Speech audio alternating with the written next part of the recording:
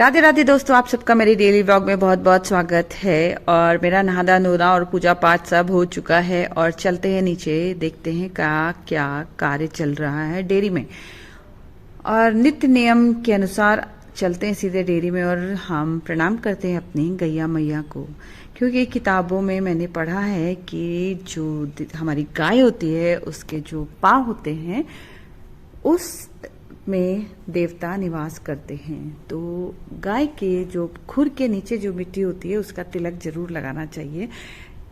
ऐसा करने से बोलते हैं कि हमारा भाग्य उदय होता है।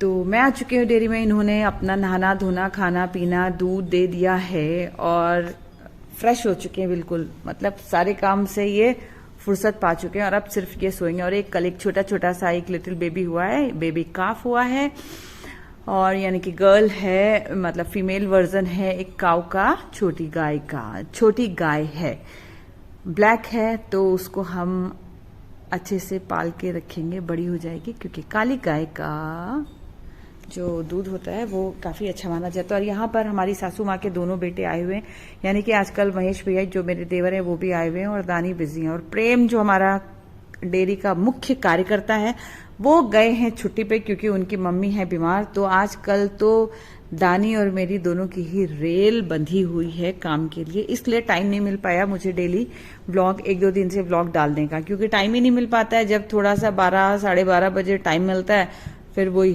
खाना बनाने का टाइम हो जाता है। तो सुबह जल्दी उठते, थक इतना जाते हैं कि फिर कुछ और करने का दिल ही नहीं करता है। तो मेरी सासू माँ को मैंने चाय लाके दे दिया और अब वो पी रही हैं हुक्का। और दूध बांटते बांटते मैं डाल लेती हूँ अपने फ्रंट गार्डन फूल पौधों में पानी। तो अब शौक है प्लांट्स का, तो फिर उसकी केयर भी करनी पड़ेगी, क्योंकि क्या होता है कि सिर्फ प्लांट खरीद लेने से या प्लांट को लगा लेने से ही शौक पूरा नहीं हो जाता। शौक तब पूरा होता है जब आप उसकी डेली नित्य नियम से केयर करें, क्योंकि अगर पौधा लेना है तो डेली उसमें पानी डालना पड़ता है, 15 दिन के पास कुछ खाद पानी भी देना पड़ता है, उसको न्यूट्रिशंस देने पड़ते हैं। और यहाँ पर जो है मैं आ गई हूँ ऊपर और मैंने बना लिया अपने लिए नाश्ता, सबको तो दे दिया और मैं खा रही हूँ आज मक्के की रोटी और गाय का ताजा मक्खन। इसके साथ मुझे रोटी खाना इतना अच्छा लगता है कि मैं बता नहीं सकती हूँ। साथ में मेरे पास मसाले वाली छाछ, यानी कि हरे नमक जो है उसकी छाछ है। मक्खन वाली रोटी हो और छाछ हो तो उसके बाद कोई सब्जी की जरूरत ही नहीं पड़ती है। सारा मतलब गुण तत्व इसी में ही समाये होते हैं मेरे लिए, फिर तो मुझे सब्जी की भी जरूरत नहीं पड़ती है। और मतलब देखिए इतना अच्छा लग रहा है, इतना दिल से मैंने इसको खाया है कि मैं बता नहीं सकती हूँ। और जब देखा को नाक ने मेरे को बोलने लगा मम्मी व्हाइट बटर, मैंने कहा जी तू तो बाहर के बटर जो है उसके लिए बोलेगा, मैं उसको डालूंगा मैगी। मैंने एक दिन छुप के ये वाला मक्खन डाल दिया, घर वाला डाल दिया।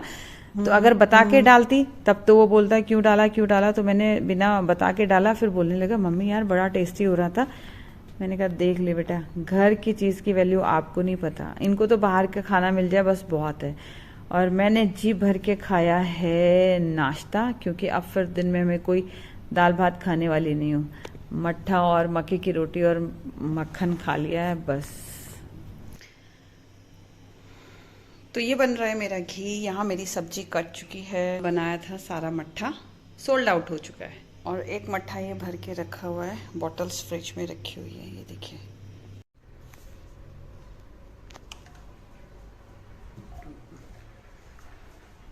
अम्मा के लिए लेके जा रही हूँ पानी, सासू माँ के लिए।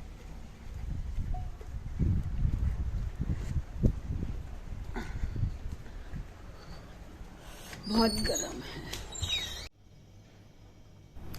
और यहाँ पर जो घी मैंने बनाया था वो बन करके तैयार हो गया रूम टेम्परेचर आने के बाद। अब मैं उसको डाल रही हूँ इन डिब्बों में, 1-1 केजी के डिब्बों में, क्योंकि कुछ डिमांड थी, ऑर्डर्स थे, तो वो तैयार कर लेते हैं और फिर उनको कर देंगे डिस्पैच।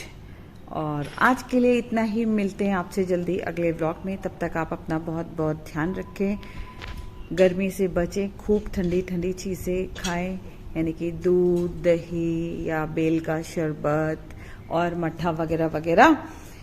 और अगर आपको मट्ठा पीना है तो आप बसेरा डेयरी यानी कि मेरे घर आ सकते हैं। तो bye bye, see you soon, love you all.